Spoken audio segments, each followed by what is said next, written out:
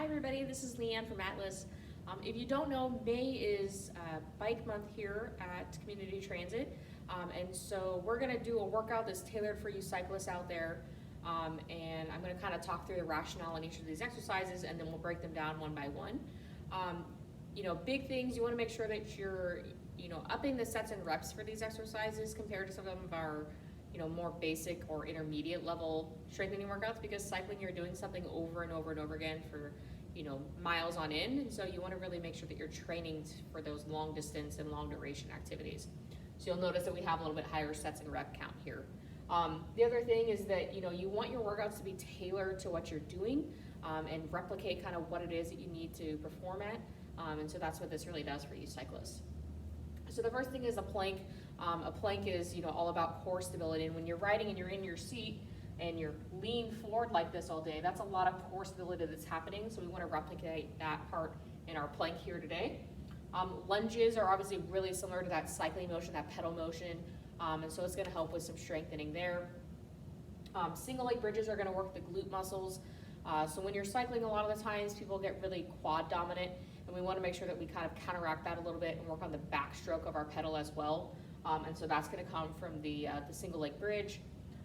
We do want to kind of make sure that our quad muscles are strong enough for the workout though that you get from a cycling workout. So we're going to have that single leg hold in there as well. A side plank tap is going to help with that side flexion, that that side to side bend that can happen in the torso, especially if you're going at high pace. And then you also have a rotation component when you're going at those higher speeds. And so we're going to kind of train for that as well with the Russian twist. So follow along. I'll break these all down for you one by one, and let's see how you do. All right, so our first strengthening exercise in the circuit is a plank. I'm sure you all have seen these in a lot of our videos. The plank is a really important basic exercise. It's really easy to do because it doesn't require any equipment, and it also does a great job at really working on that core, focusing on that neutral spine. So if you're unfamiliar with a plank, it's really simple. You're going to start off lying on your stomach with your elbows right beneath your shoulders. You're going to kind of engage up into that shoulder blade, tuck your toes underneath your feet, and then lift up. Okay, we want a nice straight line between ears all the way down to our toes. If it's too hard to do on your toes, you can also do a plank from your knees just like so. With that one, you're going to lift the hips a little bit higher up, because you just don't have the motion or the the range of motion to get that proper straight line between knees and shoulders without having to kind of sag through the back. The next exercise is a lunge, and so you're going to be standing tall. You'll take a step forward, slow and controlled down to the floor, and right back up. We're going to do 15 on each leg per set. Okay, and then we're going to do a single leg bridge. So you're going to be lying on your back. We're going to lift one leg up off the floor, and then we're going to lift up through that one leg.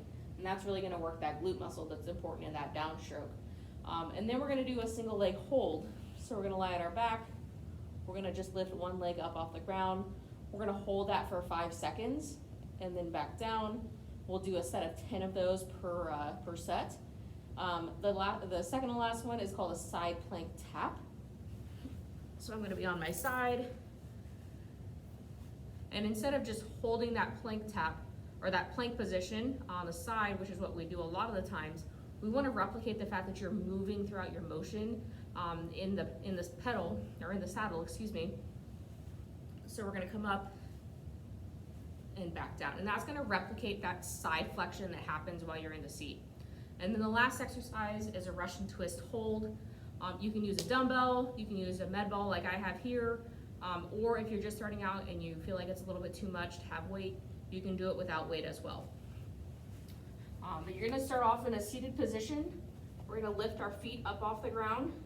We're going to slow and controlled rotate down,